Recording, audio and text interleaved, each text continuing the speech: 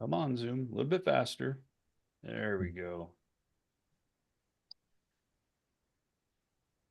All right. All right. We have Mr. Pete Bussom with Equilibrium Consulting. How you doing today? I actually already just said that, but again, how are you doing today, Pete? Hey, I'm doing good. And hearing all you guys chatter a little bit sounds like everybody's staying warm, at least inside. So, Yeah, yeah, absolutely. And for those that don't know Pete, I'm going to have him do a introduction about his background as a former MSP turned marketing rock star. And one of the things that we're going to talk about today is marketing.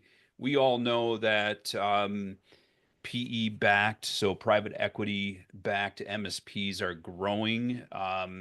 More and more of MSPs are being snatched up. Um, Hey, I started my business with my own money. That's private. Does that count? True. That is true. That is true. And the old you know, fashioned way, Jay? Yeah. yeah. So I mean, obviously, PE based marketing conglomerates are, they're having an impact on some MSPs out there. Obviously, they have a much shinier look to them because they have a lot of marketing dollars behind them. They've got a lot of dollars behind them, period. So they can help from an operational maturity perspective. They can help from a branding. One of the things that Pete and I have talked a lot about, um, I've always been a big believer of, having the look of a national organization, but the feel of a local business, right? I think we need to give that warm and fuzzy to clients and prospective clients that, we are legitimate, we are credible, that, the look and feel of how we present ourselves and our branding can make or break things. But we also want them to know that, we're a local organization, we're a local business, and just like they are, and people like to support local organizations, and they feel more comfortable working with a local company just because, it's someone local. It's not some, massive empire that they feel like they're just a number. So, with that being said, I'm going to turn things over to Pete to do his introduction and chat for about 15 minutes, and then we'll open up to Q&A. So, Mr. Pete. So, I've been in the channel MSP space now going on 30 years. And I know some of the names there. So, I know you guys are either right there with me or not. So, I've worked in several MSPs, one large one that was 65 million when we sold to General Dynamics. And then I've, kind of played in the PE space a little bit and then went down to a local MSP that had to fight and scrap for everything that we did to get up from when I joined them at about 2 million to about 11.5 million over about 4 or 5 years. So, um, you know, I get the scrap all the way and the fight on the street to show your worth and do it. But, here we are now doing marketing and helping MSPs and vendors grow their businesses, right? And a variety of different ways. So, and we work with some of the PE backed firms and we work with some of the small local guys. So we have the experience to kind of see what goes on behind the scenes of the big guys that are conglomerate versus the small guys just duking it out every day for every nickel that they've got to earn. So Yeah. so Oops. There we go. So, Pete, I know one of the things that we talked about, I guess maybe last week. I can't remember when it was, but everything's just like merging together. So, um, you do work with some PE backed MSPs and assist from mhm. that perspective. And would it be safe to say that from an organizational perspective, a marketing organizational perspective and strategy, that they're much further ahead than the average MSP? So they're much further ahead because they have resources, but that doesn't necessarily mean that what they're doing is effective. I think that they still struggle with the same things of how do they attract, how do they close the business. It's just that they have the ability to throw the money and scale at the problem. So sometimes the marketing isn't necessarily the best for brand identity or SEO or digital platform, but it certainly gets out in quantity enough that the brand is out there, right? So there's ways to compete against that in different ways. But they definitely have different resource levels, and some of them just struggle to figure out how to pull it all together and integrate all the different business units. So having deep pockets isn't necessarily the answer. I don't think so.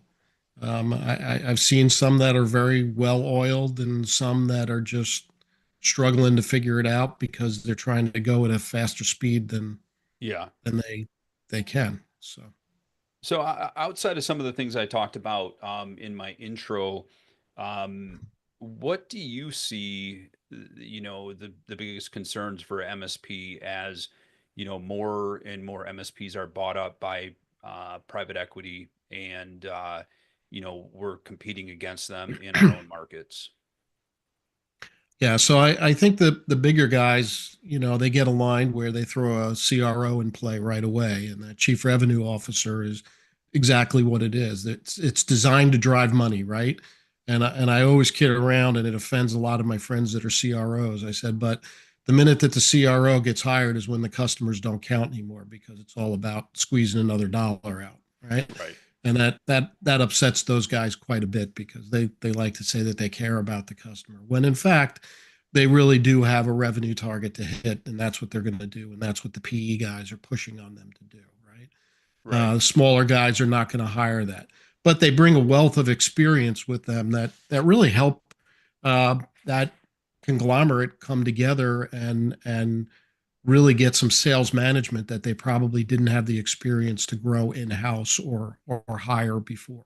So it gives that MSP operating that local geography a different resource and thought process to drive revenue.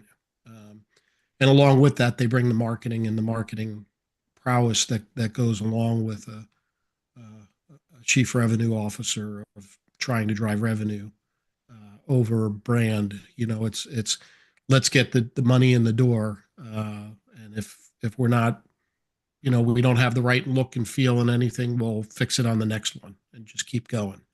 So Yeah.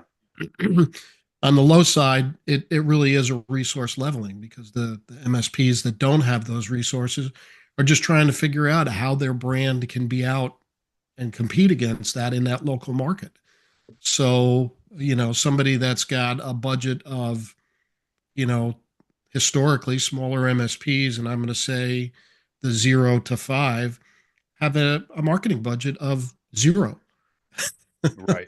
Yeah. They haven't planned for it. They're not doing it. They're not getting started. Whereas somebody that's running a $2.5, $3 million is starting to look at, several $1,000s a month investment in either a person or an outsource that can do it for them and really take their brand to a different level. And just a reminder for everybody, if you do have questions or comments as we're talking here, please feel free to jump in at any point. Any vendors such as Frank, if you want to jump in as well, just you guys have a lot of insights to MSPs out there. Please feel free to jump in and share your thoughts and comments as well. So, would you say that as we've seen lots of mergers and acquisitions on the vendor side, right? And we know what happens when those things occur, and obviously that's funneling down to MS in the MSP space for MSPs being gobbled up.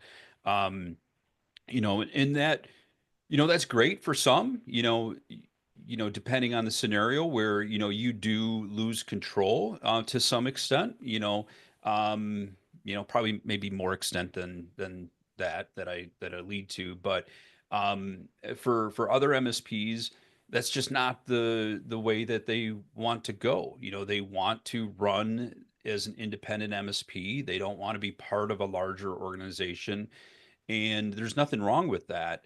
But we have to compete against the polished empires that are out there.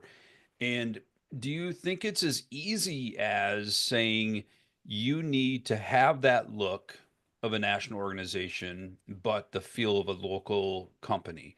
Um, I hate to categorize all that, or to surmise all that in just a one little statement, but sometimes it is like that. What are your thoughts with that?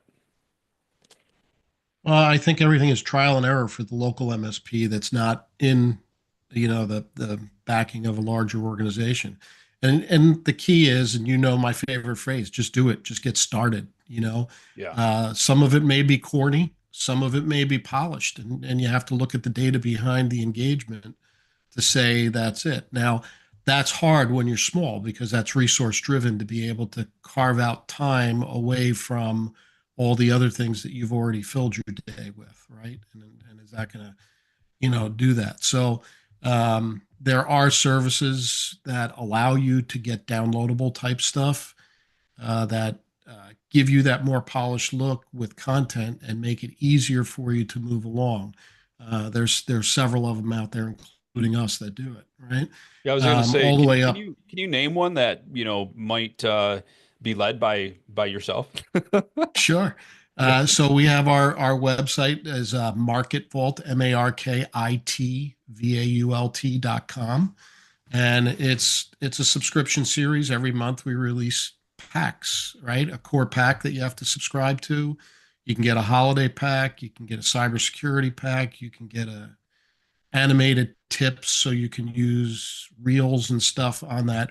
And like I said, there's a couple others that are out there, but the others that are out there are not curated in a total complete kit. And that's where we differentiate is we made it easy for the MSP to download, get a PDF that's got here's the content, here's the hashtags, here's the tool that you can use, and so on and so on, right? Plus, we back it with our own support if you were to call us. So, but Yeah, Dan, that's it for my commercial, Dan. No more commercial. But Dan, this thank is you. Frank. One thing I think that's interesting in the big and getting bigger versus the small and nimble is the flexibility that remains within a smaller independent. And we've seen it, the conglomerations, if you will, the bigger MSPs getting bigger through PE and stuff. The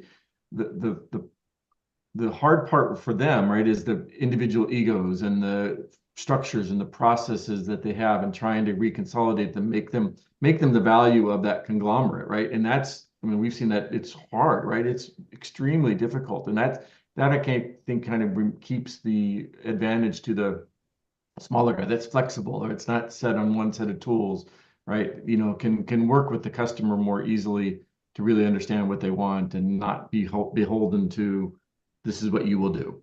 So to Pete's, value there of adding those messages of what's important for you, Mr. Customer. Listen, I mean, it kind of goes back to basic listening and understanding of what they're saying, and not just spit out, the manufactured line of, okay, here's what you need. Well, no, that's not what I need.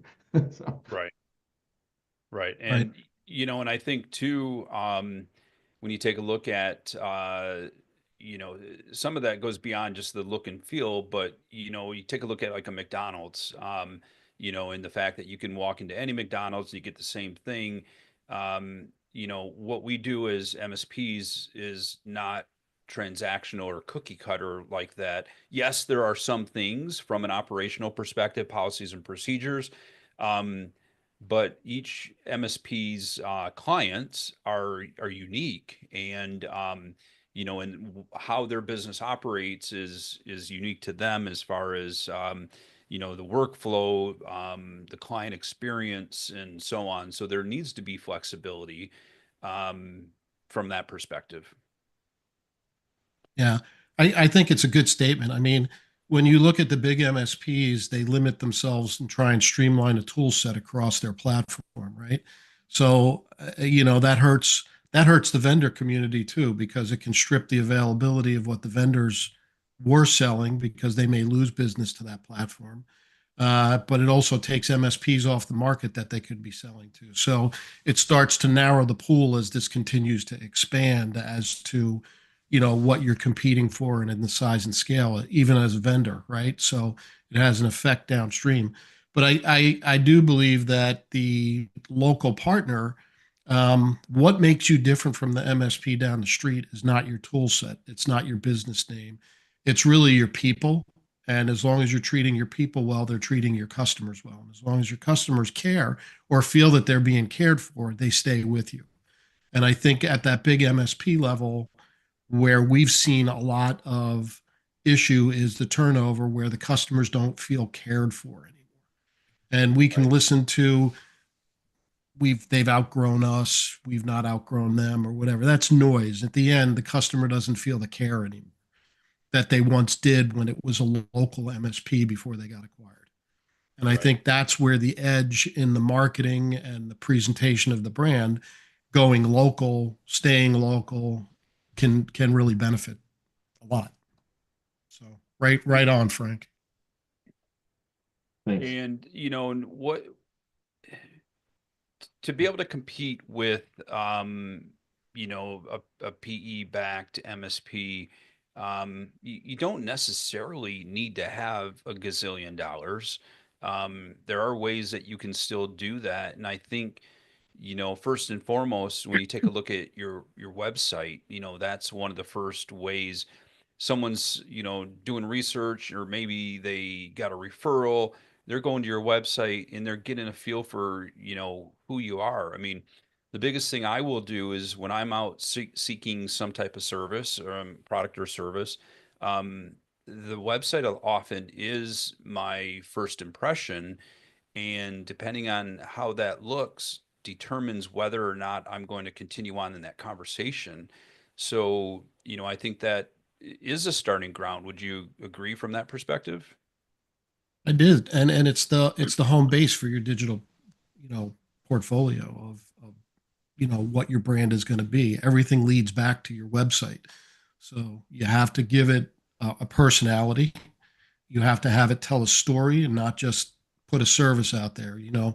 Web 2.0 per se was let's just list our services and people will do it. Now you have to go and put more of the persona and the journey of what it's going to be like to do business with you as an MSP, as a small business. Right. I'm a CFO. Okay, now I got to go and I got to look for your services.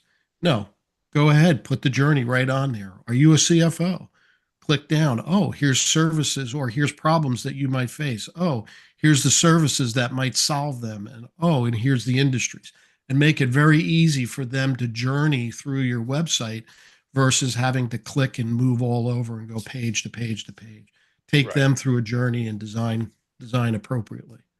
And I think, when you talk about, storytelling, I think that's so critical because, you can easily just do a data dump of everything that you do, but it's not necessarily what you do that's important to the prospect. It's what you do for them that makes the difference.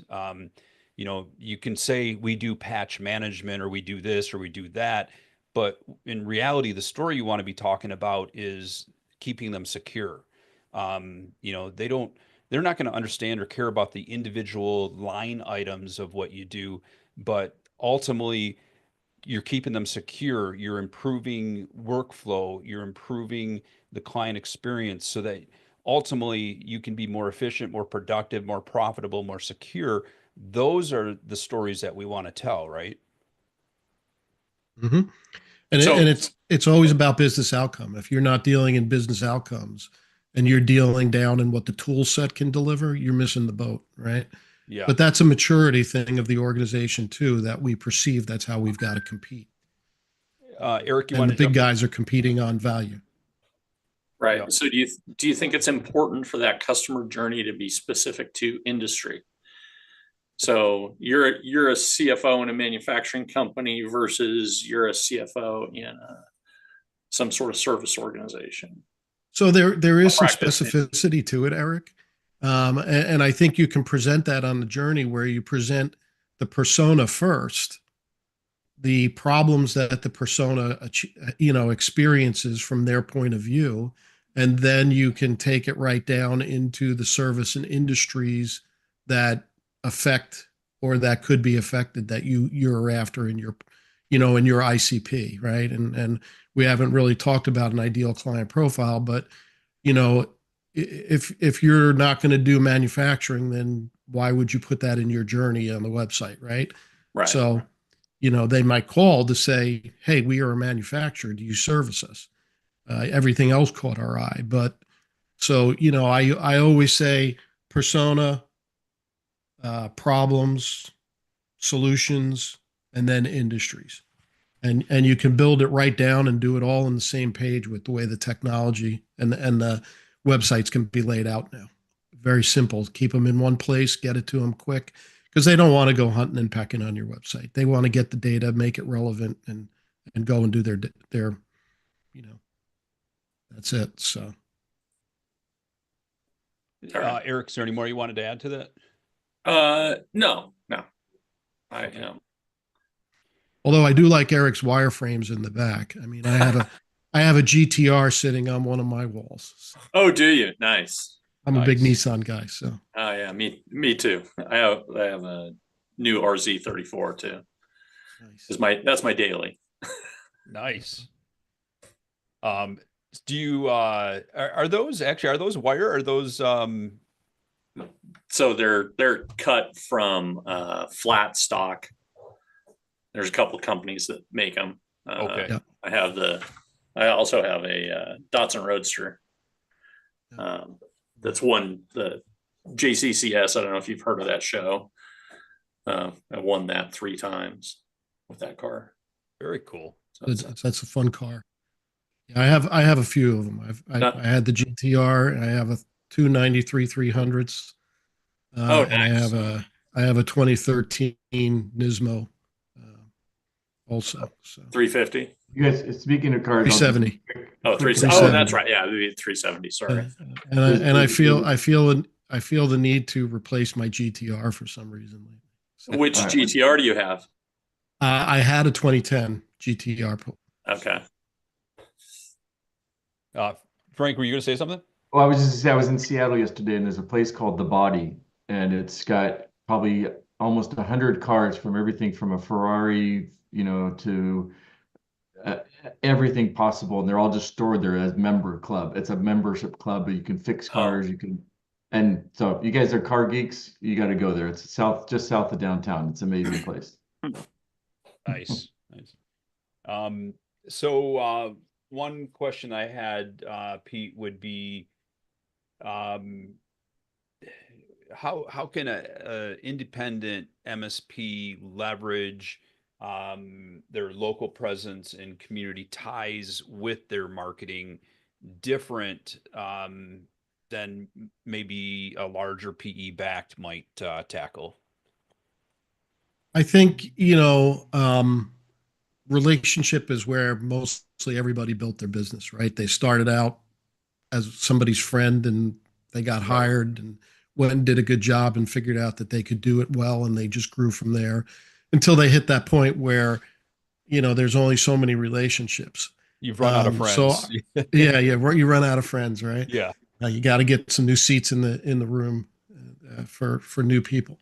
But I think you've got to continue to maintain. And I think as people grow and companies grow, whether it's PE backed or not, the person that was the relationship builder starts to disappear from the community a little bit.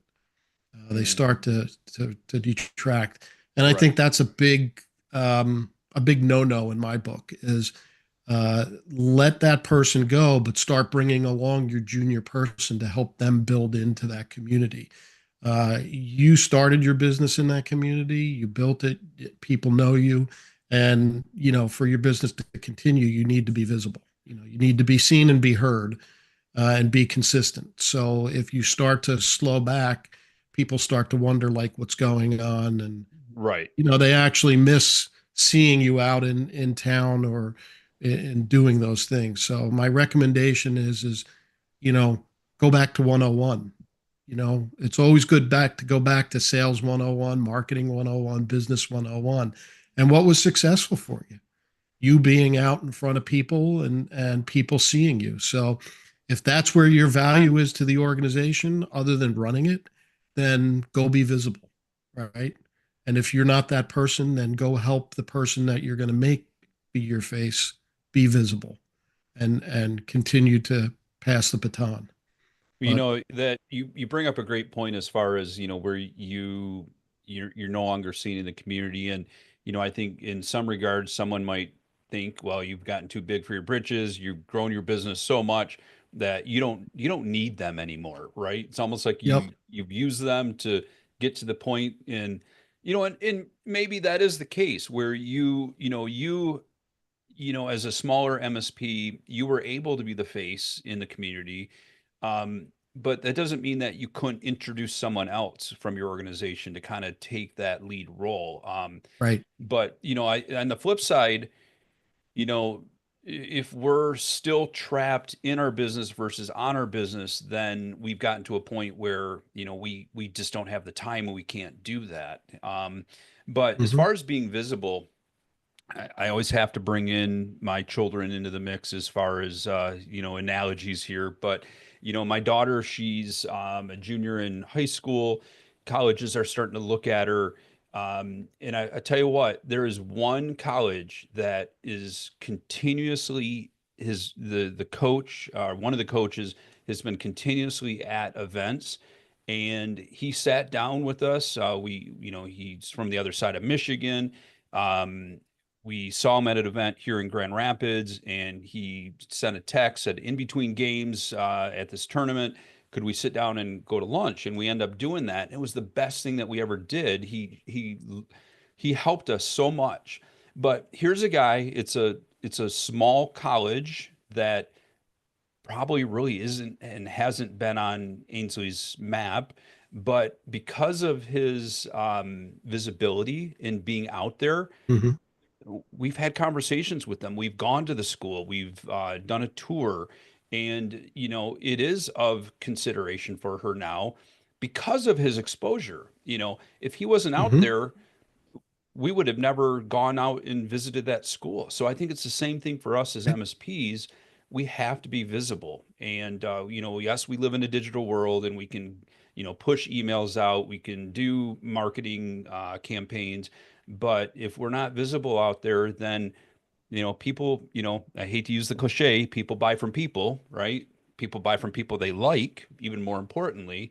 And they need to get to know you. And I Hmm. just you just cannot overlook that.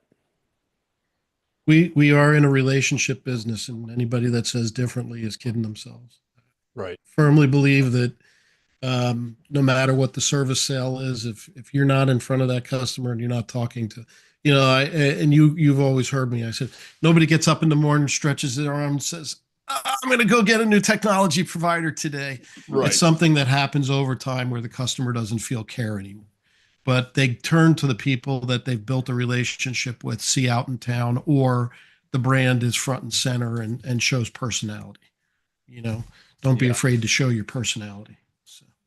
Yeah, another thing that I wanted to talk a bit about, and I think it relates to what you said about relationship based.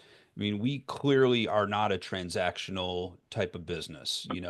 While some could put something on their website, some MSPs could build it out where they're like, here are the packages, this is how much it is, per user or per desktop per server, and you could purchase services that way. I don't know that that's necessarily the way to go. What I do believe, which is a conversation that we've had, Eric, Bob, myself, and others, about putting pricing on our website in a pricing calculator, that it helps to maybe weed out those that are far from even a prospect. But I'd love to hear some of your thoughts as far as doing that.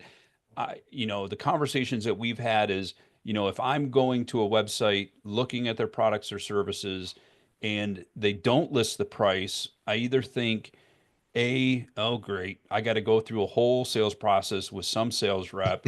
I don't want to deal with that. B, it's probably more expensive than I want to spend, because if they can't put their pricing out there, then it's probably outrageous. But, I think there are different things like that. So what are your thoughts as far as at least putting pricing out there, putting a pricing calculator to allow people to become more engaged, and also the ability to weed anybody out? So I think there's a couple points on this. One, we might be one of the only markets that doesn't put online pricing. You can buy a house, you can buy a car, you can buy insurance, you can purchase just about anything online except IT services. Sure. You think about it, you can't. Now, we put our pricing online and it does exactly that. It weeds people out before they come to us, and we're not wasting their time. They're not wasting our time. Right. And, really, when we get on the phone with them and qualify them, we're really talking about, do we have a cultural fit, and do we see and think alike and have the right expectations, right? From a relationship perspective. Yeah. I would love to see the industry get to a point where it really does allow some form of calculator to get online, and it's something that we've been working on in the background, is to say, um, this is not an exact thing. We have to meet with you, but if you like what you see in the journey on our website, go to this calculator and do that. And we have a tool on our website where you can actually do, it's called the Marketing Impact Calculator. You can get to it through our footer, and you can actually go in and put some things, and you can see right in front of you what the impact of using our services over what you're currently experiencing, to see what impact it could mean to you in ARR or MRR, right? So so we've developed that, and we're well into looking at that from an MSP perspective on a tool set that will do that. So I'm in favor of it. But part two of it is, who's the one that's driving the pricing pressure down is not the client. It's the competing MSPs against each other that will continue to lower their price because they want to get the business, right? Right. So at some point, I always say, for every price drop, there's got to be a change in terms and conditions, Correct. right? Yep. So if you're going to give me a 5% discount, then what are you going to give me back in return? I get an annual 5% increase, or, something, or you're going to have to extend your contract from a 12-month to a 14-month to cover that cost. I mean, all the other lines in markets do that. If you're going to lease a car and you want a lower payment, that's fine. We just extend the term of the lease to get, Yeah. that piece. So I think we have to adopt some new policies, or practices, I should say, in the way that we price. And as an industry, we have to stop cannibalizing and bottoming out our own pricing, because if we all start holding the line, then pricing will level out, and it will really come down to the people and the relationship of how the customer feels cared for. Yeah, and I think that, separates us from those that are, the wheelers and dealers that will do anything just to get the business. And as we all know, there's a cost associated with everything that we do. And so, like you said, I mean, like using the car example, whether you're extending the term or you're lowering the number of miles they get, or, you're taking off some of the features and they're going down to a lower end model. I mean, it is what it is. And, Mm-hmm. and I think too often, because time is intangible, that we don't value, and it's we as, we have to value our time, because, you just can't give something away for free. And it also just separates from the trunk slammers. And so Yeah. how do we and please, anybody else, if you guys have any questions, please jump in. We got about 15 minutes left here. But how do we compete against those that are wanting to wheel and deal? So if they're coming to us and saying, well, hey, so and so can do it for $500 less a month than what you are. um what's the approach there? Everybody says let's go apples to apples. I like to say go apples to oranges. I'm an orange, you're an apple. I feel different, I look different, I taste different. Yep. I have everything different. So let me tell you, and really let's put it aside and let's go feature by feature as to what we're providing and what they're not providing. And obviously, if you start cutting things out in today's age of cyber insurance and things like that, we know that those bottom quartile of the way that they compete is based on price. Then we know that somewhere there's a liability that's going to open up if we start taking things out of the stack, right? So, um, do you want that client that's really going to be doing it? Now, the second thing that I always do is I hate the word free. There's no such thing as free. Right. Again, if you're going to get something, you've got to give something back, and that's just rule number one of a business relationship, right?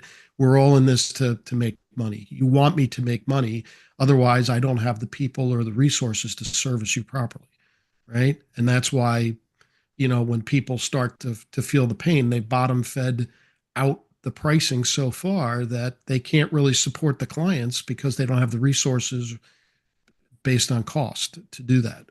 So I always tell you to use the terms no cost, no obligation, right? If something is no cost, and the reason that I do it is the word free. Once I give you something for free, you're always going to challenge me again for something for free. But if I give you something at no cost, it's got a different feel. It's got a different sound. No, I can't do that. That item was a one-time thing at no cost, Yep. right? But saying it was a one-time free, it just doesn't sound right. Right. So I tell you that there's sales tactics to take out of that marketers need to take out of their literature and digital marketing, and salespeople need to rid it of their vocabulary too. And free is one of those words. Yep. Well, Because there's nothing free. Sometimes if I get pushback on pricing, instead of lowering the price, I'll give them like first month free, and then they're right back up to standard rate. Gotcha. Right. But why are you going to give them first month free? If they're, extend it, then if you're going to give your first month, is your other months high enough to cover, or did you just give away your margin for the next 6 months? You know what I'm saying? So, why not extend your contract out for 2 months if you're going to give them the first month? Well, I mean, a lot of costs are fixed costs, labor and everything is already there. And so what would I lose? A few bucks for a RMM agent for, a month? Yeah, but your first month is probably your heaviest lift in that client, right? So So you're Jay, probably doing more remediation work for that client in your first month than your others. And who knows how poor or good their infrastructure is when you took them on.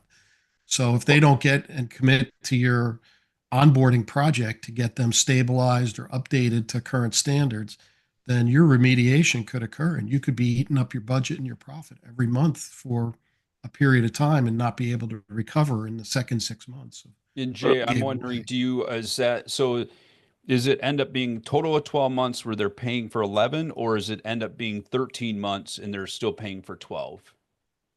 I mean, they're paid month to month. So the object is to get them on board and then Okay. to have that multi-year relationship.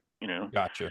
Right. And Pete, to your point, all of that remediation work up front, that's just labor and those costs are fixed. I'd have to be paying salaries whether we brought them on board or not, right? Yeah, I mean, I'm assuming paying you have people the overtime. capacity. Yeah, I mean, I'm not paying people overtime to get them on board. I'm not spending time and a half or anything. No, but you're still paying it, but you're giving it away at no cost for that month, right? So you're eating that cost of that month, no matter how you want to slice it or dice it. They got a no cost month from you. So how Right. do you make that up? Do you wait till you get a project and you build it into the project to get that The labor back point, somewhere? the Where idea is to get them a multi-year relationship, and sure. you know, Yeah. I, And what I, is I And your don't I don't lower my prices if they're hemming and hawing. I'll throw them a first month free, and it makes them happy, and they sign up. right, right. and No, is your I get it. retention I get rate it. shown that have you seen that they're staying on board because you're month to month? So are you finding that they're continuing on, 12, 13, 14, 24 months and so on? Yeah, more. I mean, I got, you know, I yeah. I mean, a lot of our clients have been with us, 10 plus, 15, 20 years. I mean, Going to say the average retention rate for an MSP is anywhere from 17 to 20 years. So if you get in and you're doing a good job, you have tenure, right. Right. and you will make it back. But the ones that don't, that give it away because they're competing on pricing, within a year, it's very likely that they may be with somebody else or moving to another provider, and they'll never make that money back up. That'll be a loss for them. Anybody else have any questions out there? So I can certainly jump in. Norm, let's go ahead.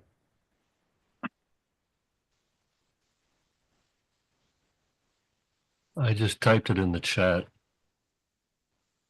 Oh, there we go.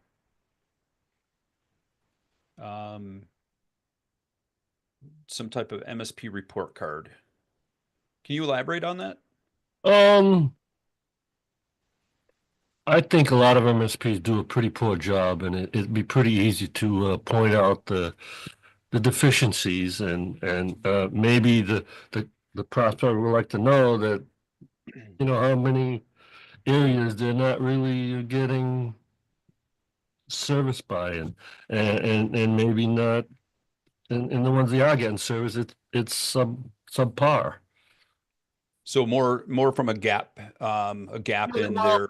yeah, because it may be a good way to start a conversation because they don't really necessarily know uh, behind the scenes if they're getting good service.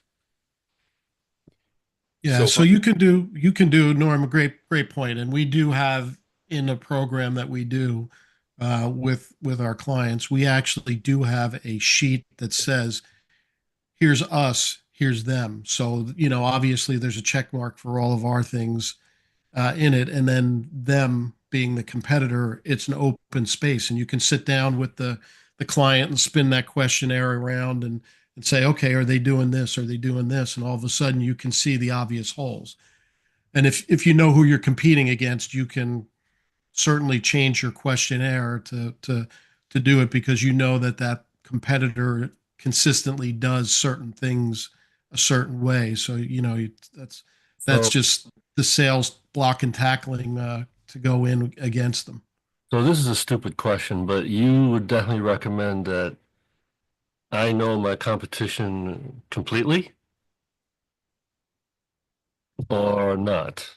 I mean, is it I possible think to I know the think you learn as much as you can about them. I mean, I always say to salespeople, there's a little bit of certain arrogance. I have arrogance. Like I keep track of my competitors. I see where they are. I know what they're doing and all that. And I'm sure they do with me too.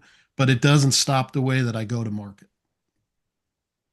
I go to market because I see an opportunity or I see a void or I just see something that the MSPs need help, whether it's education or what have you. And we're really big on education and thought leadership. So you look at the So competition and you find where maybe you would fit in with and serve the missing need, so to speak, in that market. yeah, Yeah, I so think doing a SWOT, analysis, strengths, weaknesses, opportunities, and threats on your closest competition makes total sense. I don't think we're always I mean, depending on where the relationship came from, if it's a referral, a lot of times, they say, we're not looking at anybody else. I heard great things about your organization, so you're not necessarily competing against another. But, if you are going to bid, and maybe they're looking at, grabbing three quotes, three proposals before they make a decision, if you can find out who those other two are and you can see where you are different, it's of huge value because then, especially if they come to you and say, hey, so and so is X amount of dollars less expensive than what you're proposing. And there are weaknesses that they have. There's things that you do differently up and above. You can address those head on. And, if you don't know, then peace out, Eric. If you don't know, then it's kind of hard to compete against that. And they may make a decision based on what their perception is of them, of that competitor. How often have you guys gone into a situation where they're getting multiple bids? I think that's only happened to me once, and it was because it was a government funded community center and they were required to do it. It's not that often for, I haven't seen it a lot. Where I do see it is going to be organizations that, like nonprofits, often they've got a board that requires them to get, so many quotes. And so in those cases, yeah, you do have those scenarios. I don't see it that much. But Others? I don't think we used to see it, but we always heard, the other guy came in and he's at least, 15% or 20% under you. That's their negotiation technique to try and say that they want to get something, go sharpen your pencil or what have you. Yeah. And, a lot of times they really don't have anything. They're just trying to see if they can call your bluff. And if you stand your ground, you'll probably find that you'll come out as the winner or give them a very small amount. Yeah. But most importantly, it's important to ask that question. Are you, and I think sometimes we're afraid to ask this question. We shouldn't be, but are you, what does your sales process look like? What does your decision-making process look like? Are you getting quotes from others? I think where the fear is, oh gosh, if I ask them if they're getting quotes from others, am I, planting a seed that they should be getting quotes from others, right? Then all of a sudden they're like, oh, maybe I should be. But I mean, you can be tactful about that and identifying, who else that they're, who else they're getting quotes from, because it's so important to know. Because the last thing you want to do is be in a, going through the sales process, not knowing that they're talking to two other vendors, and you then are in a position in which they could make a decision based on that other information, and you had no idea that you were up against somebody, and then boom, you lose the deal because they're like, oh, I decided to go with somebody else, and you're like, whoa, I didn't even know you were competing. You were looking at others. And sometimes they'll use their existing provider against you and stay with their existing provider. I've seen that a lot. Yeah, Right. that's So the hardest they'll use part. your stuff to say we can be better, you can be better, Right. like fix it. So Yeah. Jay, what were you gonna say? The hardest part is displacing the current IT provider, whether they Mhm. be an MSP or a break fix or whatever. Right. Yeah. Yeah. It's like getting a divorce. Sometimes people they hate the person they're with. They just don't want to go through the trouble of getting rid of them. Right. yeah, it is. Yep. It is. Keeper to keeper. Yeah. Only in dollars is it cheaper to keeper. So as That we, gentleman, I'm out. all right, peace out, Eric. As we wrap up, Pete, any final parting words that you want to share with everyone? No, I mean, get out there. If you link with me on LinkedIn or go to our website, equilibriumconsult.com, you'll find a lot of education. There's articles every week in our Omnichannel Monday. up on LinkedIn under the company page. If you follow us, we put an article up there every week. It's all about marketing and sales and things of that nature. So, we like to do a lot of education. We'll be kicking our webinar series off again here within the month. So, a monthly webinar that'll be dealing with different topics and speakers from industry or out of industry that do it. So, the biggest thing is though, get started, ask a lot of questions, and just keep learning, keep going. Don't be afraid to do it, and always feel free to look me up or give me a holler. I'm always, as Dan knows, I'm always good for an opinion. So I'll give it to you, Frank. So there you go. And I will say, going to the Market Vault website, one of the easiest things is that you're very transparent as far as you have a product catalog, you have the pricing right there, and you can easily add it to a cart. So yeah, you check all the right boxes like we were talking about as far as when a prospective client's coming to our MSP site, as far as what they see and whether they're going to get engaged or not. But with that being said, Pete, as always, I greatly appreciate your time, knowledge, and willingness to share with our community.